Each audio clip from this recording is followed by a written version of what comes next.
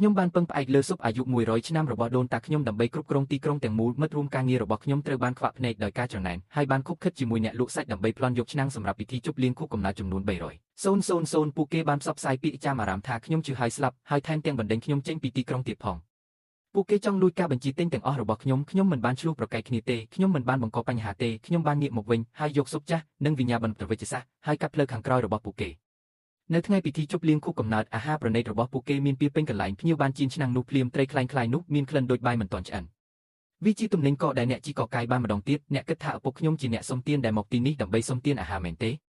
កងទ័ពតែចាស់ខឹងយ៉ាងខ្លាំងរហូតដល់ពួកគេងាកក្រោយឧស្សាហកម្មរបស់គ្រួសារវ៉ាងក៏មានការភ្ញាក់ផ្អើលផងដែរពួកគេគិតថាសាច់កកគឺល្អឥតខ្ចោះពួកគេមិនដឹងថារបស់កខ្វក់ទាំងអស់នៅក្នុងផ្ទះបាយត្រូវបានថតដោយកាមេរ៉ាដែលមានគុណភាពបង្ហាញខ្ពស់របស់ខ្ញុំរួចហើយនោះទេវាចិត្តរួចរាល់ហើយរៀបចំម្ហូបចំហៀងលោកម្ចាស់ជេននិងលោកចៅហ្វាយយ៉ាវបាននិយាយថាភ្ញៀវពេញចិត្តនឹងអាហារគាត់បានឲ្យអ្នក2000យន់ជាស្រោមសម្បត្តិក្រហមអរគុណលោកចៅហ្វាយយ៉ាវសម្រាប់ខ្ញុំនៅក្នុងទីក្រុង Kingston នេះដរាបណានៅមាន Liu Shishai នៅតាមផ្លូវ Chenian របស់ខ្ញុំនឹងមិនមានភ្ញៀវណាម្នាក់ឡើយពាក់កណ្ដាលនៃទំនុកចិត្តរបស់ខ្ញុំគឺស្ថិតនៅក្នុងឆ្នាំងក្តៅហើយពាក់កណ្ដាលទៀតគឺស្ថិតនៅក្នុងស៊ុបអាយុ10ឆ្នាំនោះតើអ្នកអួតពីអ្វី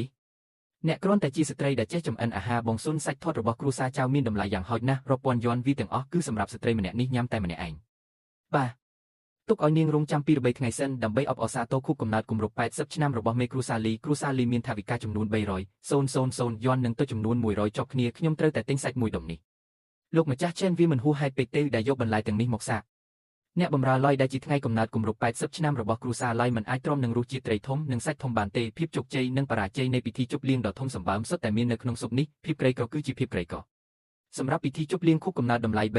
300,000យន់អ្នកមិនអាចបញ្ឆោតអ្នកមានដោយនំប៉ាវ2 3មុខបានទេត្រសក់សមុទ្រព្រៃអាប៉ាឡូនឆ្អិនពាក់កណ្ដាលនិងទឹកអាប៉ាឡូនសម្ងាត់របស់ខ្ញុំតែជួនចាស់កំពុងប្រារព្ធខួបកំណើតរបស់គាត់ដូច្នេះត្រូវតែមានពិធីជប់លៀងដ៏ធំមួយទឹកអាប៉ាឡូននេះជារូបរាងនៃពិធីជប់លៀងតម្លៃ300,000យន់លោកគ្រូជេនបើលោកគ្រូមិនពេញចិត្តនឹងស៊ុបជីងតាំងទេខ្ញុំមិនអាចទុកលោកគ្រូបានទេលោកគ្រូចូលយើងធ្វើស៊ុបជីងតាំងឲ្យបានពិតប្រាកដធ្វើរឿងផ្ទាល់ខ្លួនទៅយកសាច់គ្មានខ្លាញ់មករៀបចំសម្រាប់ស៊ុបធ្វើពុតជាព្រះហើយលេងសើចលោកម្ចាស់ជេនតើអ្នកកំពុងធ្វើអ្វីស៊ុបល្អមួយជាមួយសាច់រលួយមួយដុំតើវានៅតែអាចផឹកបានទេគុំនិយាយមិនសមហេតុផលប្រសិនបើអ្នកមិនយល់នេះហៅថាការធ្វើស៊ុបទឹកអាប៉ាឡូនល្អសម្រាប់សុខភាពរបស់អ្នកយកវាចេញពីឆ្នាំងវាមានជាតិខ្លាញ់ពេកខ្ញុំខំមិនបានទេរសជាតិទឹកស៊ីអ៊ីវខ្លាំងពេកវាល្វីងតែជូនចាស់ត្រសក់សមុទ្រនេះគ្រាន់តែសម្រាប់តុបតែងប៉ុណ្ណោះអ្នកអាចចាក់ចេញបានឥឡូវនេះ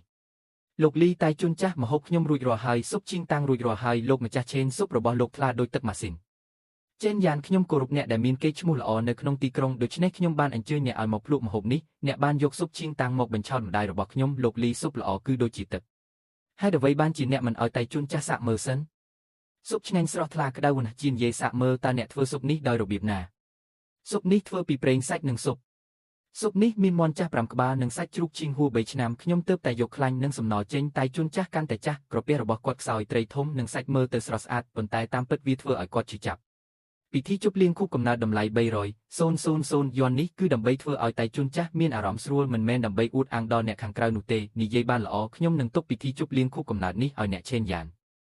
លោកលីគាត់ទើបតែធ្វើស៊ុបជីងតាំងគាត់មិនអាចទ្រាំទ្របានតតែសោះស៊ុនវាងខ្ញុំចំណាយលុយជួលចុងភៅខ្ញុំមានសិទ្ធិសម្រេចចុងក្រោយលោកឆេនខ្ញុំនឹងទុកថវិកា300,000យន់ឲ្យអ្នកប្រាក់កក់ចំនួន100,000យន់នឹងត្រូវផ្ទេរទៅកណ្ដេរបស់អ្នកនៅពេលរសៀលជេនយ៉ានគុំសប្បាយចិត្តពេកពិធីជប់លៀង100តុខ្ញុំនឹងរងចាំមើលថាតើអ្នកនឹងទៅជាយ៉ាងណា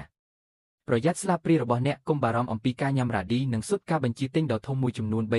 300,000យន់ត្រូវបានប្លន់ដោយស្ត្រីម្នាក់បងស៊ុនតែជូនចាស់នៃគ្រួសារលីក៏ជាមនុស្សអាក្រក់ដែរគាត់មិនញ៉ាំត្រសក់សមុទ្រទេប៉ុន្តែចង់ផឹកជីងថាងចូលយើងភ្លេចវាចោលទៅទេ300,000យន់គ្រាន់តែជាប្រេងនិងទឹកដែលបានទិញប៉ុណ្ណោះវាជា100,000យន់តិចតួចប៉ុណ្ណោះខួរក្បាលរបស់ឆេនយ៉ានមិនបង្ហាញលុយមួយកាក់1 សេនទេលីសូហ្វូបានរៀបចំក្តារមួយហើយតែ